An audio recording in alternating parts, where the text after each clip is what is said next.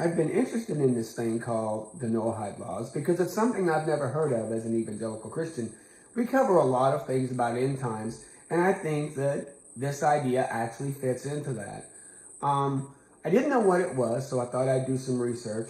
I had noticed that Ivanka Trump and her husband had gone to the funeral of a guy called Machen Smearson, who was a Jewish leader, a Reb. He was a part of the Chabad Lubavitch movement, which I didn't know much about. And I started researching down, and these people purport the Noahide laws. Okay, so what is that? And so I started researching into it, and it was bearing some interesting fruit. I did not know this as a Christian. They say that God has a covenant with Moses, and the Israelites are made righteous by this covenant. Of course, we believe that. I mean, we don't believe they're righteous by keeping the law. We believe they're righteous because of the shed blood of the Lamb that's connected to the breaking of the law. The law was given to them, we believe, not to show how to live life, but how you're messing up life and what to do when you mess it up. But they believe that those laws are for righteousness. They also believe, and this is an extrapolation I'm going to say on their part, that God has created laws for the non-Jew. And if the non-Jew keeps these laws, he is righteous. Not just sociologically righteous, but righteous before God. And so the Jews have their laws. It's spelled out from God to Moses on Mount Sinai and given to the people. But you also have, back in Genesis 9, you have where right after Noah has gotten off the boat, that God makes a covenant. Now, the covenant he makes is not directly with Noah, like he did with Moses. He actually is giving a promise based on his own word. He's saying that I'm never going to flood the earth again. And, of course, the sign of the rainbow. The covenant was God to God, because Noah and his sons and all of us are just beneficiaries of that covenant. Just like the new covenant is between God and Christ. I'm just a beneficiary. I'm not in the main document. It's not, if you do this, I'll do this, from a covenant point of view. Now, I have promises within the covenant, but the covenant is not between me and God or me and Jesus. The covenant is between Jesus and God. Here we have a covenant, and my Bible erroneously says with Noah. He's making this covenant that concerns Noah, concerns life, concerns what's going to happen. And he gives some basic guidelines. Now, these guidelines are, in here he only talks about, for example, drinking blood. You're not supposed to drink blood of an animal. And you're not supposed to kill anybody. So basically they have those two basically, according to the Jews and their writings, and they're leaning upon the Talmud and the Mishnah and their readings of the Torah, which has been extrapolated into long form, is that there are 7 rules. I've got this from Boston College I went to. It's a center of Christian and Jewish learning to learn about the Noahide laws. Basically, the Noahide laws are an injunction, according to them, that God has made with, they say here, the idolatrous nations. That God has a covenant with the Jews on one side, and he has a covenant with the idolatrous nations. I disagree with that. I don't think God ever had a covenant with the idolatrous nations. That, okay, you're sinners, but if you do these 7 vague things, you'll be righteous. And why would there be a need for Christ? Here they've got a prohibition against blasphemy, which is kind of vague. I mean, it's kind of based upon your definition of what is blasphemy. Prohibition against idolatry. Again, kind of vague, not really spelled out. You'll notice when God talks to Moses, he spells out. You know, he gives the 10 commandments, and then he spends chapters spelling it out. You know, what is sexual idolatry? What is sexual immorality? What if you murder this way? What if you murder that way? What if you murder by accident? If you steal, this is the consequence. You know, all these kind of things. He really spells it out chapter after chapter. We don't get that here. It's a very basic thing. I think this is guidelines for Noah and his sons as they came into a new world, which was upside down from what they knew. It is not a covenant. You don't find anywhere where there's a shed blood of a lamb or anything to sanctify or create the covenant. You'll notice that shed blood is very important in covenant making. Here we have prohibitions of grave sexual immorality. Again, what does that mean? Prohibitions of murder, prohibition against thief, prohibition of eating the limb of a live animal. I mean, to tell you the truth, it's been probably 2,000 to 3,000 years before we ate of live animals. I mean, the animal that's living. You're eating raw meat, of course, or you're eating while the animal's still alive, which kind of is strange. So you get this. It says here, Jewish law grants all non-Jews who accept these laws of civilization, social and theological, everywhere, as well as residency rights in a Jewish religious polarity. In other words, the Talmudic tradition splits the Gentile world into two subcategories: the immoral person who rejects the laws, and the Gentiles who accept the laws and are regarded positively among the Jews. So the idea that this is created from the Jews to say, hey, this kind of is your gospel. Keep these 7 laws, but they're very vague. One thing I noticed, and I was going to pull out here if I can find it real quick. See if I can find it. I have my notes, but they're kind of a little bit jumbled. Here is something about, in 2004, of course, this is older, that the current Sanhedrin's view of government, the new Sanhedrin's website portrays the Sanhedrin as a form of rabbinical parliament, a part of a system that they claim reflects traditional Jewish government.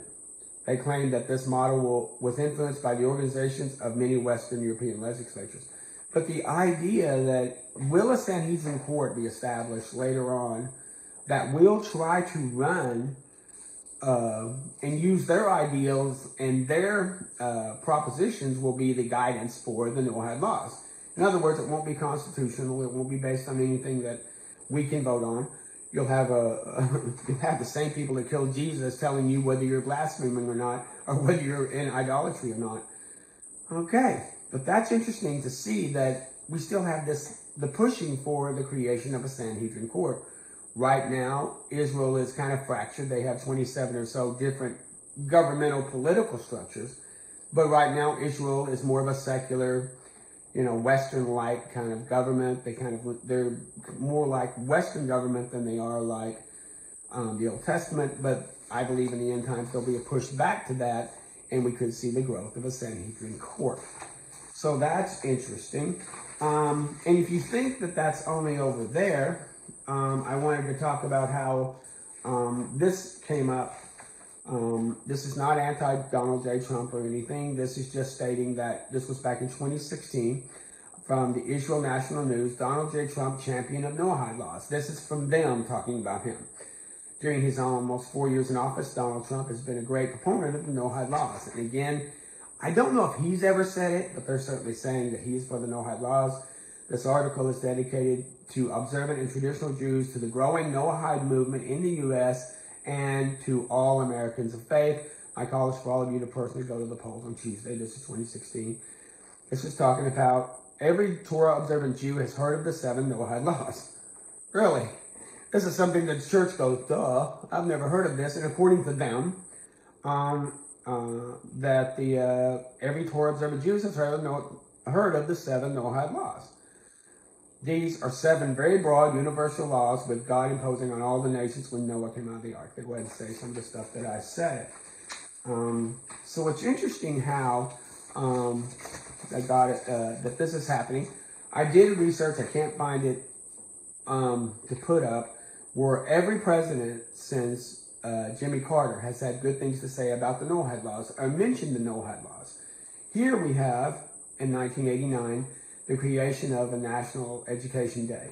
And this was created because of again, I mentioned Schmierson, how he was establishing education. But this education was not just learning math and science and government, but learning about the Noahide laws. Proclamation 5957 on April 19th, 1998, the principles of moral and ethical conduct that have formed the basis of all civilizations come to us in part from the centuries-old 7 Noahide laws. The Noahide laws are actually 7 commandments given to man by God in the Old Testament. And he goes on and says what I'm saying. He talks about Rabbi Schmierson, acknowledgement of his contributions to society. Our great nation takes great pride in the dedication to principles of justice, equity, and truth. Americans understand we have responsibilities to inspire the same dedication in futures, etc. Nothing wrong with Schmierson, nothing wrong with the establishment of this Education Day. But that we mentioned that all civilizations, well, does that include ours, are based upon not Judeo-Christian values, like, excuse me, do unto others as you would have them do unto you, but the 7 Noahide laws. excuse me, I've never seen any kind of Noahide law that actually came into our system of laws or the morals that we, walk within our cultures. So, but they set up this proclamation. Okay, they want to do that. That's not a problem. They established that. Let's see if I can find it here. The Noahide laws are growing in popularity, and they've reached Congress. U.S. Congress officially recognized the Noahide laws and legislations that was passed by both houses. Congress and the President put in Public Law 102-14. Congress of the United States was founded on the 7 Noahide laws.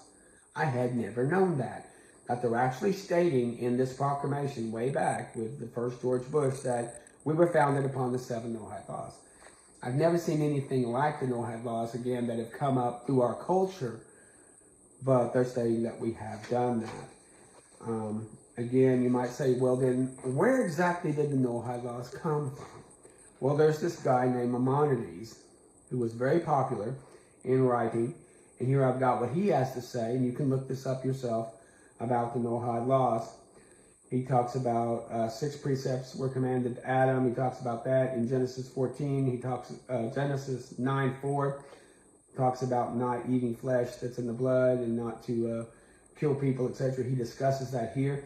A Gentile who worships false god is liable, provided he worships them in an acceptable manner.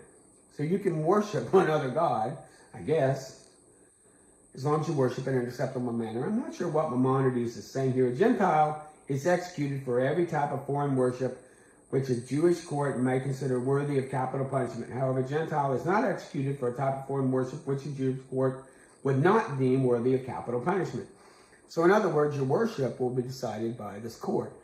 Here it is. Again, you can look up Maimonides. This is from their own writings, talking about how they view it. A Gentile who curses God's name, whether he uses God's unique name or one of his other names in any language, is liable. The law does not apply to Jews. So, this is not an equitable law, because there's laws for Jews that are different than laws that are for non-Jews. We see this is interesting, how they're viewing this. So I wanted to say also that it has more of a wide-ranging appeal. Oh, one thing I wanted to mention real quick, and I want to throw this in while I'm talking a little bit about history. I was thinking to myself, where did the Jews get the idea of works-based salvation, works-based righteousness before their God?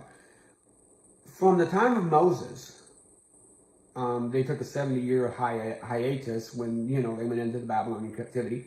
Then they came back. Then up through the time of Christ and up to 70 AD with the fall of Jerusalem. But where did they get the idea? Up in that times, it was works. They had the high priest, they had the temple, they had the Ark of the Covenant, they had the Urim and the Thummim, they kept all their different laws. They had all these different things. They had days where men had to come to the temple, it was responsible to come to the temple. Temple worship was very big. You had the Levitical priest that came in and out. You had the high priest. You had the sons of Aaron, of course, ministry. All of that disappeared in 70 AD with the fall of Jerusalem and when they were dispersed among the nations. So how do you get to where you are now? Because you have no temple, you have no Torah, you have no Urim and Thummim, you have none of these things.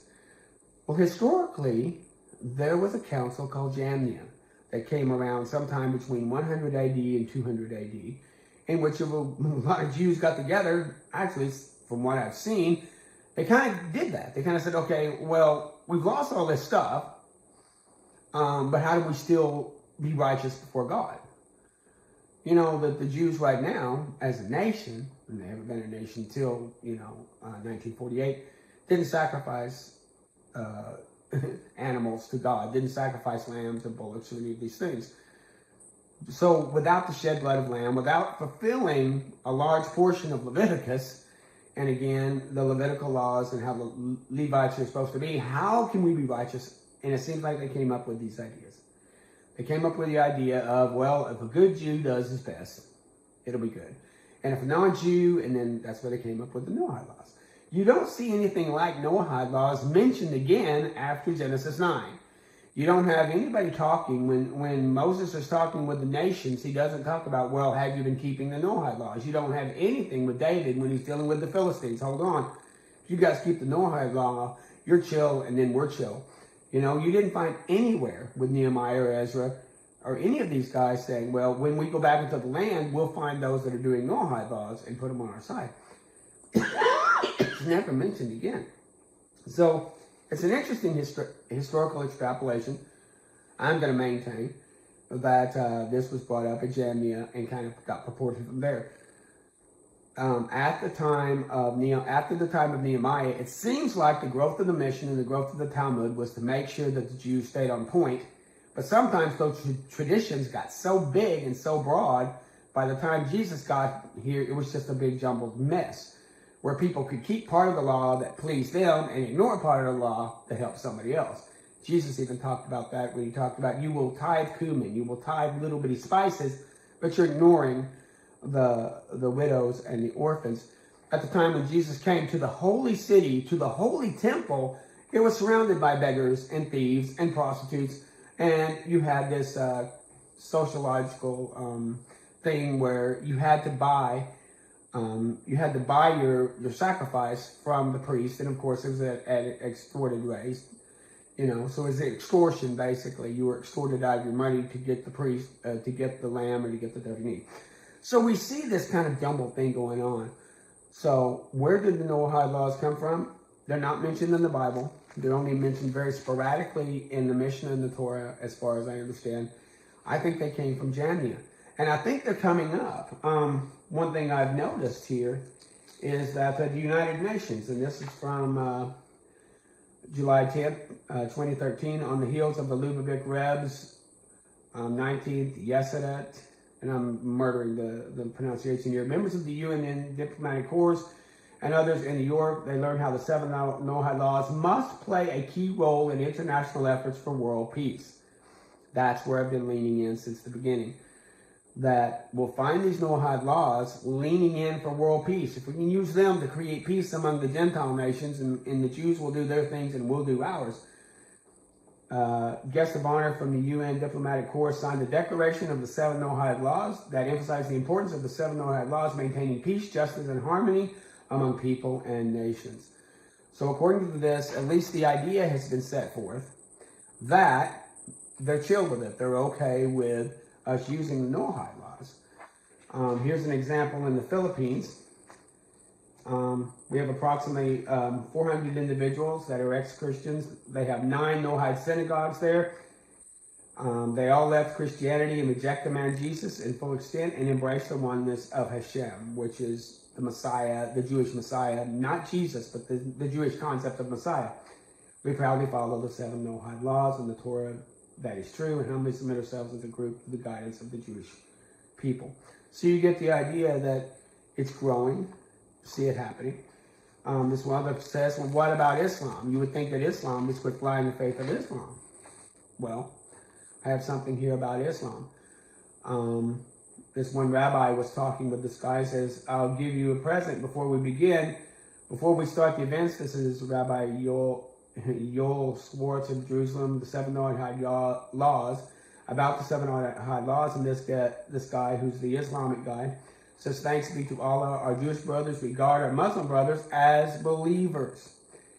For they see us as the children of the prophet Noah, peace upon him, as the people of Noah. They therefore regard us as brothers in the faith.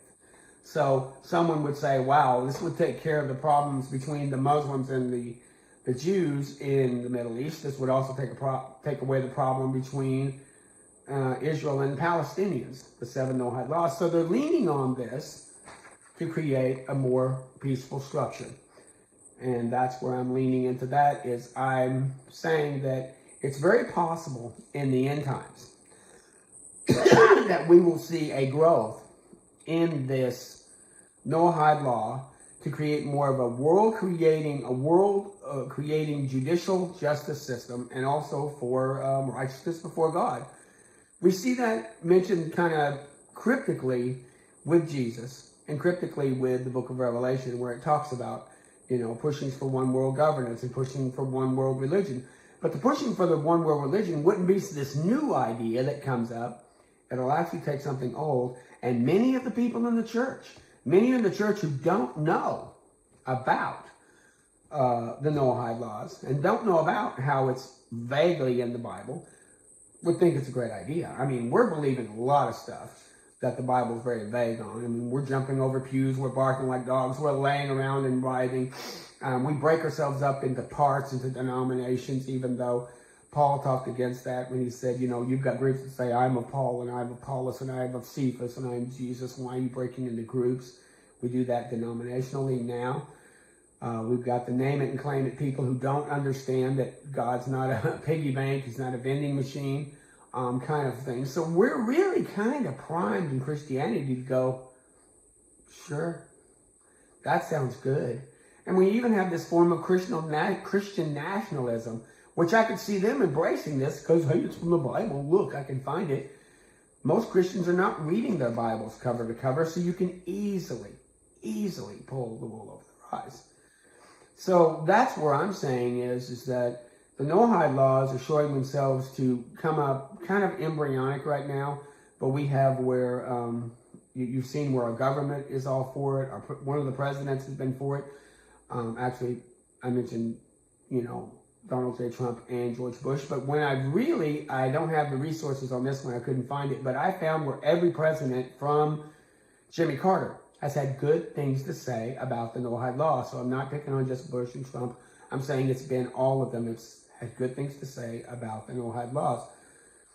My biggest struggle here is, again, what does it say about righteousness before God? You're righteous before God if you keep the law, but also you're not allowed to say Jesus of Nazareth, that he's the Son of God. Well, that would be considered blasphemy. I mean, they considered that blasphemy. That's what got Jesus killed. By saying, they asked him, are you the Son of the Blessed One? And he goes, yes, I am. You said it, buddy. And they hauled him off. So we get the idea of where we sit. There's one other thing I wanted to share, and I know this is getting a little long. But one guy was talking about how this reaches in also to the medical profession. There's a list here that I'm showing where you have codes that are come up. And these are codes for medical transcriptions, for worldwide medical codes. For example, if you wanted to do an appendectomy in the Philippines or one in Europe, you would use the same codes. If you wanted to use a tonsillectomy in Switzerland and one down in the Congo, you'd use these same codes, that they're universal codes used by medical people like doctors and physicians, medical assistants, etc., practitioners, to make sure they all have the same codes, so that they make sure they have the same procedures.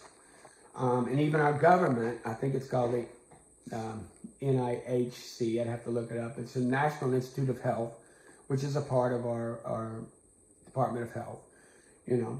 And here I've got where I have these codes, number E978, and you can look this up. I found this online. It's a little harder to find anymore. But it talks about codes for legal executions. We have codes where you can legally execute people. And you might say, well, that's for our prisons, and that's for, you know, if some for capital crimes. Okay, and maybe they want to have capital crimes. But here it says, all executions performed at the bequest of judicial or ruling authority as beheadings and decapitations. All executions performed at the bequest of the judicial or ruling authority, whether permanent or temporary, as beheadings and decapitations. All executions performed at the bequest of judicial or ruling authority, whether permanent or temporary, as regarding decapitation by guillotine. You see this going on. All executions performed at the bequest of the judicial or ruling authority as to asphyxiation by gas. All asphyxiations are formed by the bequest of judicial or ruling authority as capital punishment. Here's one for executions: hanging, poisoning, shooting, asphyxiation by gas. All of these say the same wording. All executions performed at the bequest of judicial and ruling authorities. In other words, they have these codes already set in place if the government decides they want to kill you. Now, what does the Bible say? The Bible talks about beheadings. Again, like I said at the beginning of this, you start seeing these threads appear in our culture. You see these threads appear in our government, in our laws, in the formation. I mean, now that more people are looking at the Noahide laws and thinking about it, I think Christians need to be prepared. This is not about fear. This is about understanding. We've been told by our Lord that we're going to be hated. We're told that you're going to be taken before the courts. Told that you're going to be killed. We're told. And look at the first 300 years of Christianity. They were dipped in wax and set on fire. They were given to the beast in the arena. They were tied to chairs, and they cooked them with these chairs that they would, create fire around them. It's called the iron chair. All kinds of horrible things happening. If you read Fox's Book of Martyrs, if you look at Eusebius of Caesarea and some of his history, and will we see that happening in our future? In conclusion, I think we need to be prepared as the body of Christ. Not to say, we're going to be raptured out of here, who cares? But what if there is a large persecution coming? And most Christians would say, I can see that happening. But look at some of these things. Research Noahide. Start seeing if it's coming up. I'm not a national Christian. I don't think that salvation comes by us changing our laws. Salvation comes by us standing for our God. I'm all for voting. I'm all for passing, legislations where we can and standing for where we can. But don't be afraid if the laws go against us. And that's what some of this is kind of saying, that as things are kind of moving, this whole little spider's web, if you will, to create this. And I think that it's very possible that we'll have a giant conflagration came up of some kind of war or something, and then the man of sin will appear. And it's very possible that he will take the Noahide laws to construct a judicial system for the world, and the world will embrace it. That's one thing we've noticed in the book of Revelation and cryptically by Jesus, that this isn't something forced upon people. It's something they want to do. I want to be a part of this. I want to follow those laws. They sound cool. Let's all line up. I mean, look what they tried to do with COVID. Look what they tried to do with these laws that supposedly with transgenderism and all these things, but they're trying to force ideas on you. You get the idea that this will not be something that people push against. It's going to be something that they might push for. And for the church, it's in the Bible. It's got to be true. We yank scriptures out of context, create all kinds of Frankenstein monsters. How hard would it be to get the church to go Noahide? So anyway, that's what I have to say about the Noahide laws. Let me know what you think. I've tried to be as quick as possible, but I've tried to also give my receipts. So I'm still studying it out, but this is very interesting stuff.